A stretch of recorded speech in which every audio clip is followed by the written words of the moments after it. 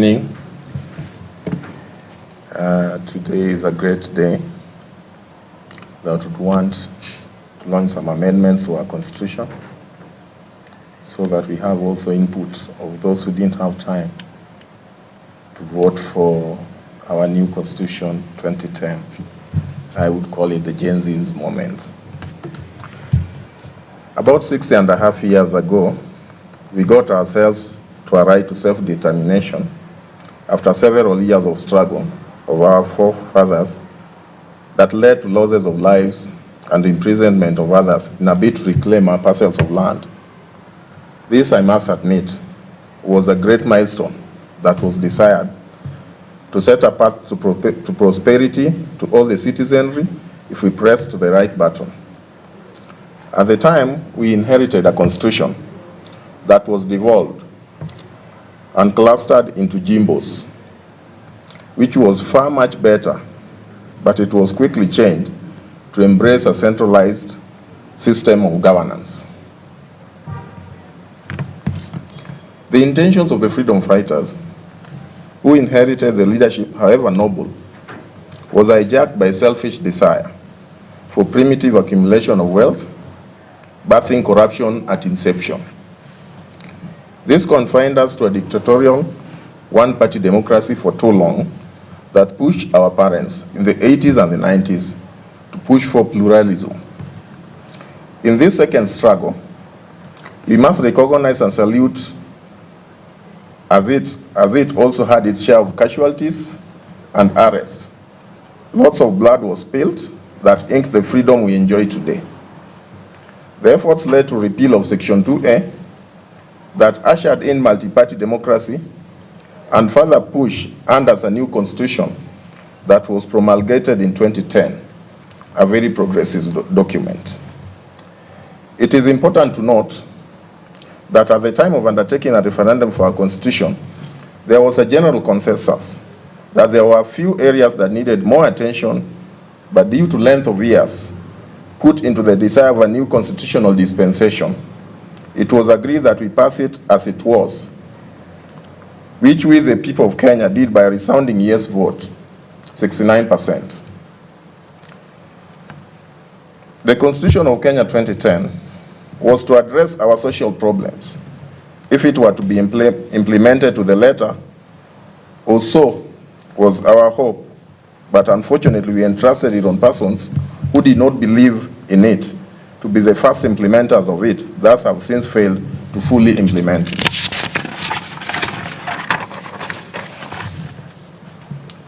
Its implementation has opened new frontiers of corruption at the devolved level, complementing grand corruption at the national level with no decisive action on such perpetrators of it. Treasury is at the forefront of fighting devolution by delaying remittances of devolved funds in a timely manner, an institution that needs forensic audit holistically. We have had two false starts that has led to depriving many Kenyans a better livelihood. Hence, it's upon this that we must stop and reflect as a nation to lay strategic but firm plans for a better future for all, irrespective of tribe, age, religion, et al., and confine poverty, disease, and ignorance to the dustbin of history. It is time for economic emancipation, which is our third and final liberation, with our lead drivers, the Gen Z, taking center stage with the support of all the Gen X, millennials, the boomers, to achieve the greatest milestone of all time, not only in Kenya, but across Africa. A new dawn that ushers in meritocracy and honesty in our daily livelihood is in sight. A ray of hope has engulfed the Kenyan mood that we are to hold our leaders to be accountable, transparent, from local level to the national level. Quoting Barack Obama, and he said, "Change will not come if we wait for some other person or some other time. We are the ones we've been waiting for. We are the change that we seek." In light of this, I wish to bring to your attention my proposed amendment to our Constitution of Kenya 2010, and you'd permit me to refer to it as Gen Z Proposed Amendment Bill 2024. I seek endorsement of at least 1 million people to change this document for the better. Here are my proposals to amend the Constitution of Kenya 2010. Item 1, I propose that we need to reorganize Parliament. In this, I mean we need to reduce the number of constituencies from the current 349 to 210, and reduce the number of Senate from the current 68 to 47. I propose that we abolish all the nominations locked from MCAs, MPs, and the Senate. I also propose that we make Senate the upper house with veto powers. The second item, I think, and I propose here, that we need to strengthen devolution. I propose that we increase the revenue share allocation from 15% to 45%. I also propose that we abolish the former system of government, the provincial administration, that has since been renamed to regional, county, and some county commissioner at all. I will further propose that we give county assemblies autonomy through granting them financial independence from county governments by allocation of a fund to be disbursed proportionately. The third item in my proposal is independence of the judiciary. I propose that we allocate a 2.5% of the revenue share to the judiciary so as to help it in operationalizing the judiciary fund and help it make it completely independent of the executive and the legislature.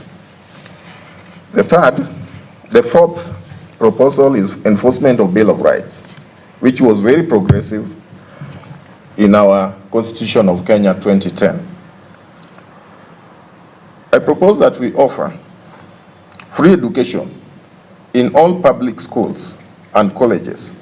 This we can achieve by amalgamating all the bursaries that are in the CDF, that are in the counties, that are in the women rep positions, and also the presidential, to create an education fund that will offer free education for all. I further propose that we provide free Medicare to all in public hospitals. Another proposal that I add to the enforcement of Bill of Rights is that the revenue from natural resources from the county level, we allocate them 40% to the county government and the remaining 60% to the national government. Still under Bill of Rights, I propose that we enforce and implement all recommendations of all public inquiry reports. We note that we've had a lot of reports from 1963 to date that have not been implemented. I further propose, and this is the fifth one, because health has issues, that we establish a National Health Commission to address the health problems that we faced ever since we devolved the health sector. The sixth, I propose enforcement of integrity and ethics.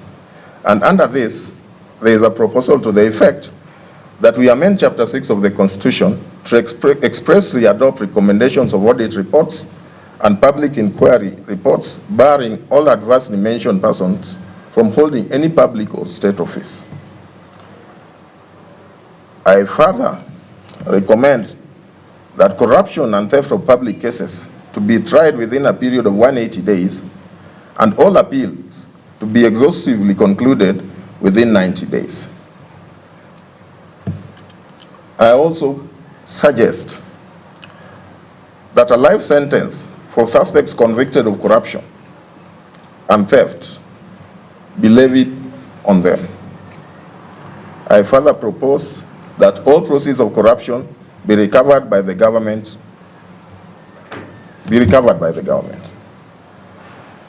EACC, I think, have failed our Kenyans, and I am of the view that we disband EACC and establish a well-resourced economic division within the Directorate of Criminal Investigations to undertake corruption cases. I further suggest that we establish Economic Crimes and Anti-Corruption Court with similar powers as the High Court. The seventh proposal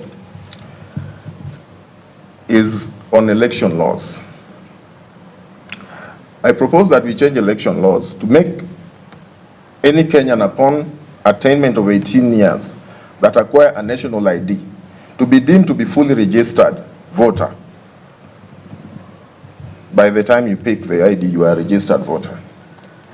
I further propose that we make tertiary education from recognized colleges and universities a minimum requirement for elections of members of county assembly, members of National Assembly, and members of the Senate to improve on the quality of our leaders that we elect into office.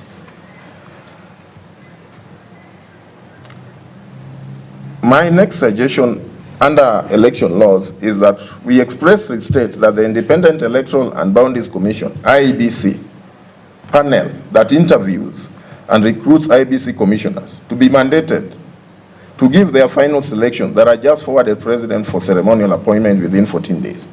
In this, we propose that we don't give the President a chance because he's also a player. We don't give him a chance to select amongst few nominated to him. We propose that they forward fixed number of names so that he doesn't have to pick to choose. He's mandated to pick the ones that he's been sent to. I further propose that the presidential petition be moved from 14 days to 21 days. I think this should be adequate to address that factor. I also propose that we replace the 25% of election of the president in at least 24 counties with a collegiate delegate system in election of president beside the 50% plus one requirement.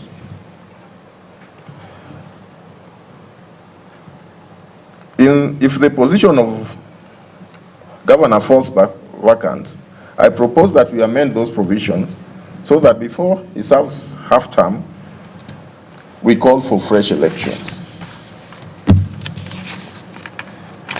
8, my 8th item. I propose that we rename the National Land Commission to National Land and Rent Commission and give it regulatory powers to regulate costs of land and rents and assist Kenyan Revenue Authority to effect collection of rents and rates taxes. The 9th, I propose that we establish a religious regulatory authority because we've seen that most of our churches have gone rogue and others have turned into cults. So this authority would address such issues.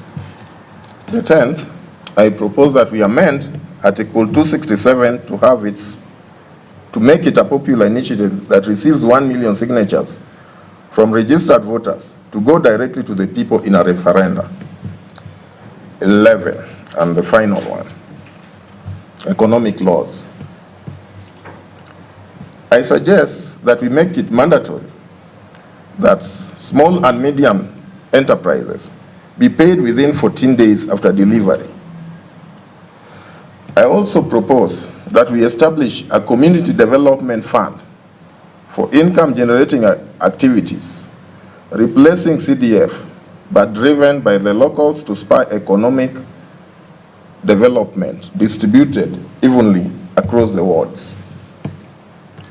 I further suggest that we expressly state that public and state officers aren't allowed to do business with the government.